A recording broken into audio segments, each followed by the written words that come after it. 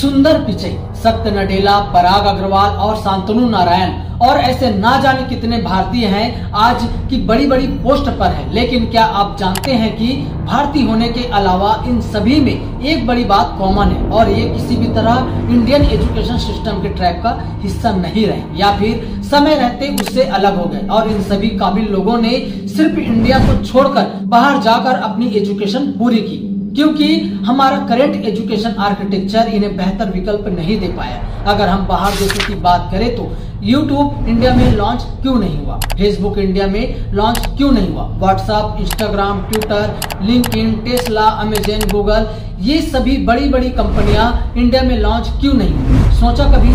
Bill Gates college drop out, Mark Zuckerberg college drop out, Steve Jobs high school drop out, Richard Branson high school drop out, John D Rockefeller high school drop out, Larry Page and Sergey Brin university drop out. ये तो बाहर के थे। India की तो दो मोटा भाई गौतम अडानी और मुकेश अंबानी दोनों ही यूनिवर्सिटी ड्रॉप आउट है। ये जितने भी ऐसे लोग हैं अच्छा पैसा कमा रहे हैं। और वही नागपुर का एक अनएजुकेटेड चाय वाला, मेरे जैसे कुछ हटके लोगों का सब कुछ हटके बिना पढ़े लिखे बिल गेट्स के साथ कोलैब करता है, अंजलि अरोड़ा। इन्होंने रिसेंटली 4 करोड़ का घर लिया। 4 करोड़ का आप घर खरीद के लगाते हैं? 4 करोड़ शायद उससे ज्यादा का है। और ये करते क्या है?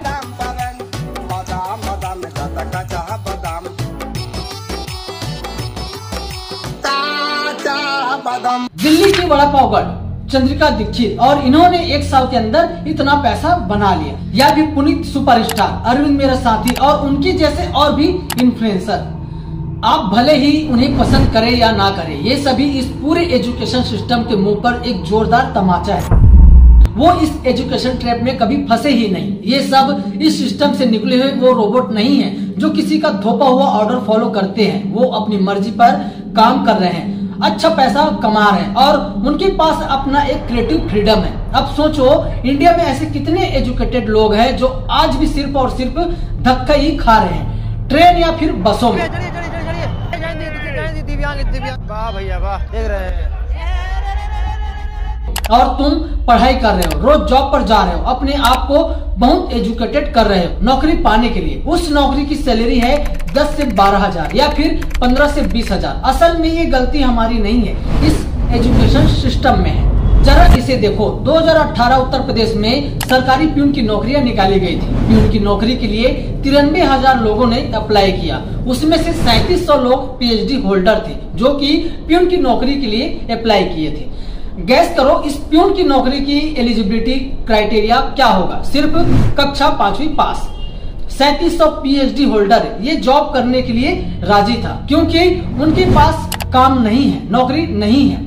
एंड शायद तुम ये जानकर शौक हो जाओगे कि हमारा ये एजुकेशन सिस्टम बिल्कुल इसलिए ही बनाया गया था कि तुम स्कूल से कॉलेज तक पहुंचते पहुंचते तुम्हारी ब्रेन की क्रिटिकल थिंकिंग, खुद की सोचने की क्षमता ऐसे ही किल कर दिया जाएगा कि जब तुम कॉलेज से निकलो तुम्हारी एज हो जाएगा और तुम पर बहुत सारी रिस्पॉन्सिबिलिटी आ जाएगा जिसके कारण तुम जॉब करने पर मजबूर हो जाओगे।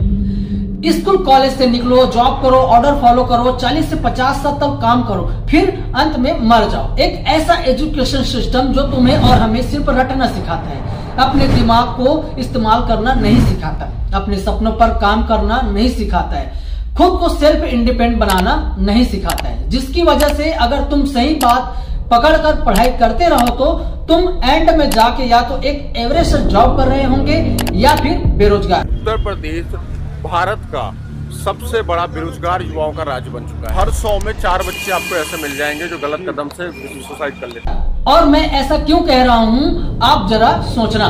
बचपन से 20 से 22 साल तक पढ़ाई करके भी 48% फ्रीकिंग इंजीनियर्स इंडिया में बेरोजगार है। Every 2 engineer is unemployed. 36% of ITI graduate are unemployed. ITI Bombay graduate unemployed. सोचो 36%। पर आपको लगता है बड़ी प्रॉब्लम अनएम्प्लॉयमेंट में है? नहीं, जितने ज्यादा लोग अनएम्प्लॉयड हैं उससे कहीं ज्यादा लोग अंडर एम्प्लॉयड है। मतलब जॉब तो है पर जैसी उनको पढ़ाई करनी है, जैसे उनको जॉब चाहिए था उससे बहुत नीचे के कैटेगरी के जॉब्स, लो सैलरी वाले जॉब वो कर रहे हैं। और एक तरफ हम और आप बचपन से जवानी निकल गई तुम्हारी पढ़ाई करते करते, क्योंकि हमें एजुकेशन सिस्टम के ट्रैक में फंसा दिया गया था। ये हमारे इंडिया की एजुकेशन सिस्टम नहीं है, बल्कि प्रशिया की एजुकेशन सिस्टम है, जिसको अपने दिमाग का इस्तेमाल करने के लिए बनाया ही नहीं गया था, जिसको सिर्फ और सिर्फ ऑर्डर फॉलो करने के लिए बनाया गया था, गुलामी करने के लिए बनाया था, सवाल ना पूछने के लिए, ऊपर बैठे लोगों को ऑर्डर फॉलो करने के लिए बनाया गया था। क्या आप जानते हैं कि इस पूरे एजुकेशन ट्रैप के सेंटर में आप हो, क्योंकि इसकी शुरुआत तो आपके बचपन से ही हो गई थी। कैसे, आइए समझाता हूँ। भारत का एजुकेशन सिस्टम है, उसमें दो वर्ड मिसिंग है, एक तो एजुकेशन और एक सिस्टम। पेरेंट्स के प्रेशर की वजह से 7 घंटे स्कूल में, 3 घंटे असाइनमेंट कंप्लीट करने में, 2 घंटे ट्यूशन में और लगभग 1 घंटे ट्रेवलिंग में हर बच्चे का जाता है। यानी 13 घंटा वो एक ऐसी चीज कर रहे हैं जो उन्हें बिल्कुल भी पसंद नहीं है। पूरे साल मोर देन 75% अटेंडेंस मेंटेन करते रहे और अच्छे मार्क्स के साथ एक रेपुटेड स्कूल या कॉलेज में एडमिशन के लिए मारामारी भी की, ताकि आपके पास एक कागज के टुकड़े से बनी डिग्री हो, जिस पर चंद लोग ये फैसला लिख चुके हैं कि आप कितने मार्क्स के हैं। आजकल स्कूल कॉलेजेस में सिर्फ मार्क्स की रेस लगी हुई है। बचपन से ही बच्चों के ऊपर नौकरी पाने का इतना ज्यादा प्रेशर होता है कि वो भूल जाते हैं एक्चुअली जिंदगी कैसी होती है। बिकॉज सच्चाई तो इसके बिल्कुल विपरीत है। एक डिग्री लेकर जब आप बाहर निकलते हो तो आपको मालूम पड़ता है कि जिस डिग्री को लेकर आप दौड़ में घूम रहे हो, वैसी काबिलियत और सर्टिफिकेट तो 99% युवाओं के पास है, लेकिन मार्केट में ना तो उतनी नौकरियां हैं और ना ही वैसा काम, क्योंकि आपको आज तक जो भी पढ़ाया गया, जो भी सिखाया गया, वो सभी कंप्लीट आउटडेटेड है और उसके बेस पर आपको कोई काम मिल भी नहीं पाएगा।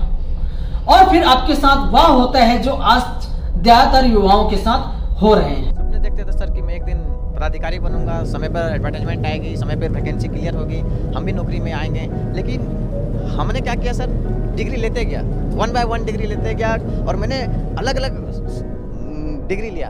12 साल एक लंबा अरसा होता है। इस दौरान आपकी ज़िंदगी में क्या क्या छूट गया? ज़िंदगी में सारी चीज़ छूट गया सर, घर परिवार रिश्तेदार सारे छूट गए। दुख है सर, क्या बोलूँ, मैं अपने दुख और पीड़ा को किसी का सामना नहीं कर सकता हूँ सर। बहुत संघर्ष से पढ़ा, ट्यूशन पढ़ा के मैं 2012 से ट्यूशन पढ़ा के अभी तक मैं पढ़ाई किया हूँ और मैं कुछ भी हासिल नहीं कर पाया।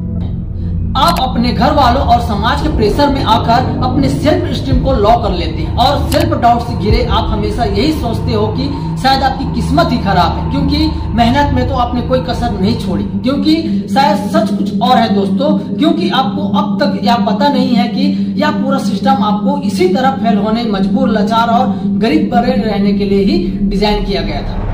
यह सिस्टम चाहता है कि आप अपनी पूरी लाइफ एक छोटा मोटा काम या कम तनख्वाह वाली नौकरी में बिता दो और इस हरार में ऊपर रहने वाले कुछ लोगों के ओबीडिएंट बनकर उसकी गुलामी करते रहो।